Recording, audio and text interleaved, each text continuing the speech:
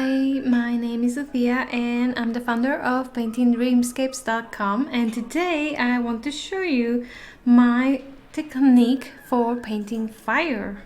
Okay, so let's get to it. I am going to start by creating a new layer. Okay, I'm going to go and choose the marker tool, and you will be able to see the settings in the screen right now.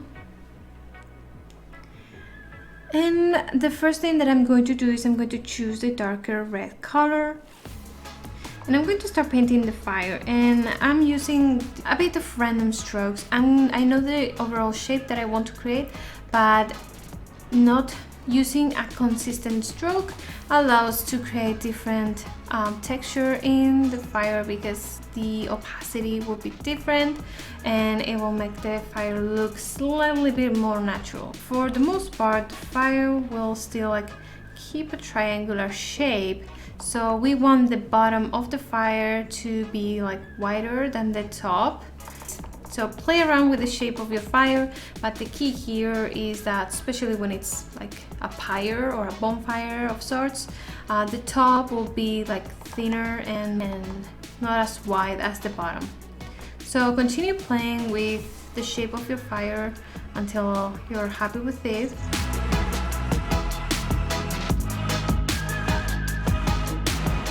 And don't worry, because then we can fix stuff, we can remove things, we can do a lot of things. You don't need to get the exact shape correct on the first try. You can also use the eraser, and I usually set it to spread to further create texture, and you can delete some parts of the fire.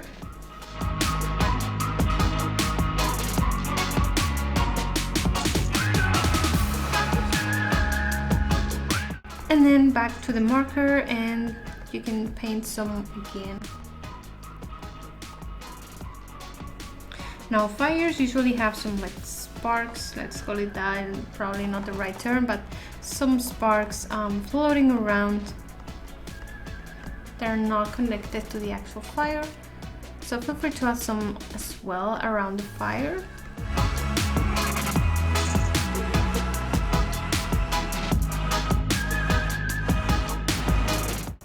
And you're gonna again delete some parts, and back to the marker to create and fill in wherever you find it necessary.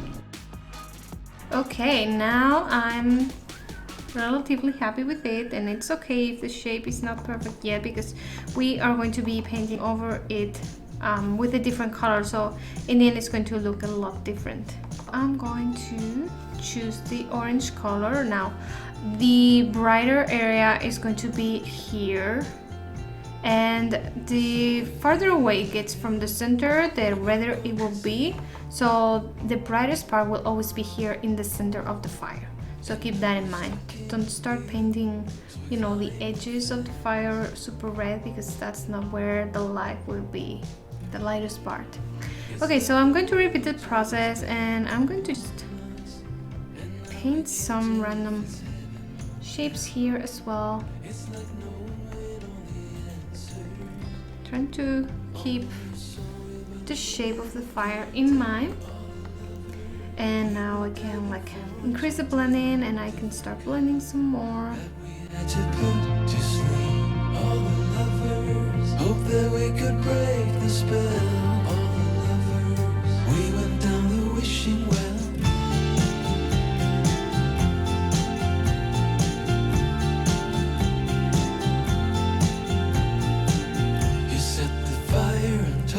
Okay, now I'm going to go with the yellow and repeat the process, reduce the blending, and start again painting, and keeping the yellow centered. It's like the world turned its back on us, and now we can't tell if it's heaven. And increase the blending. And start blending away.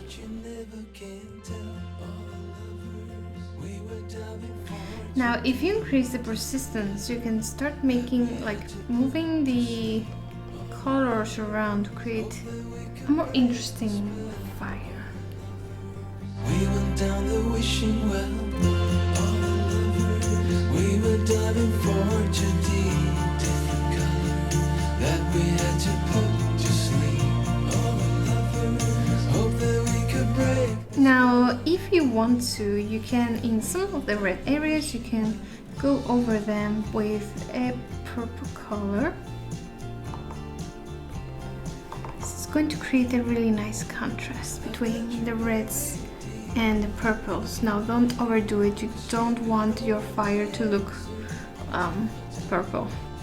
Okay, so now that the base fire is ready, I'm going to create a new layer and I'm going to set it to luminosity, or in your program it might be called addition or dodge color or something along the lines. And I'm going to select the yellow. Okay, I'm going to start with an orange first. I'm going to select an orange and then I'm going to choose the airbrush with a simple circle texture, basically no texture. And I'm going to select the minimum size to small and little density. So we're going to start playing around by adding, some luminosity to the fire, because fire glows. So. Baby, they ain't never gonna find me. I'm a renegade. I could be the one who saved you from this hard place. We could be as one and we'll escape. Use the airbrush if you want to dissipate the glow a little bit.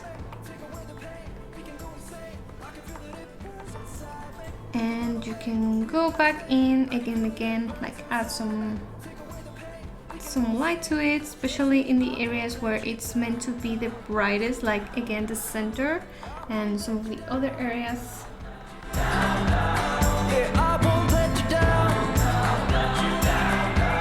Now I'm going to choose a whiter color and I'm going to be adding extra glow to the center of the fire. To ourselves, going to a place that's far, staring at the stars for hours.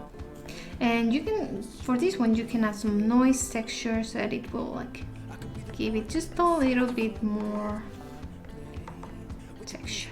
And we'll escape. We could run away, we don't gotta stay. I can feel it, it burns inside me. Take away the pain, we can go insane. I can feel it, it burns inside. If at any point you think you've overdone it, you can always delete some of it and use the water tool or any other tool to blend in a bit and repeat the process.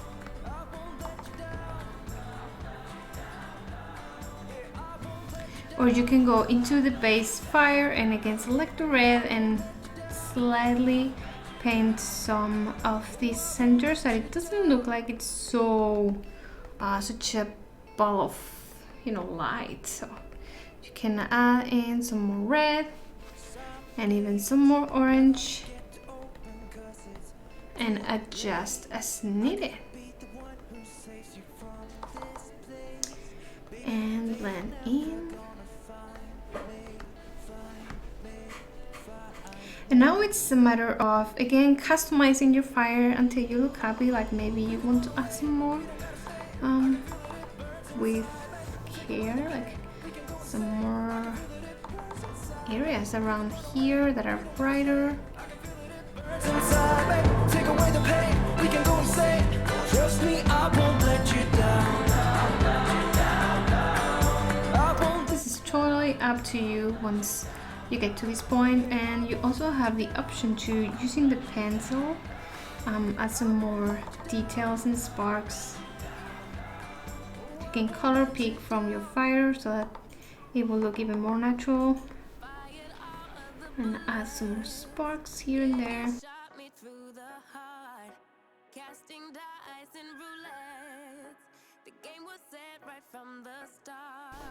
And in the luminosity layer you can add a lot more light to them and to the overall fire.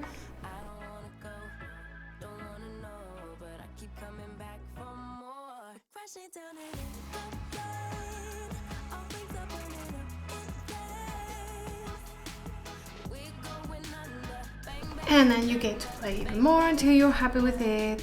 You can even increase, create a new layer, set it to luminosity, and again like add even more glow to the whole thing.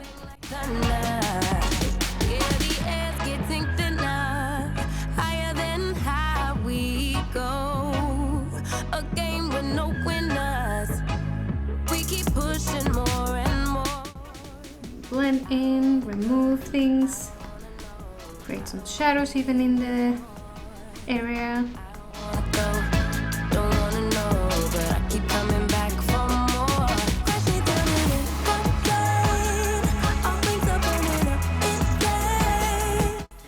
Okay, so that's how I paint fire. I hope you found this tutorial useful. If you have any questions, leave them in the comments below and I will get back to you ASAP. And I will see you in the next video. Bye!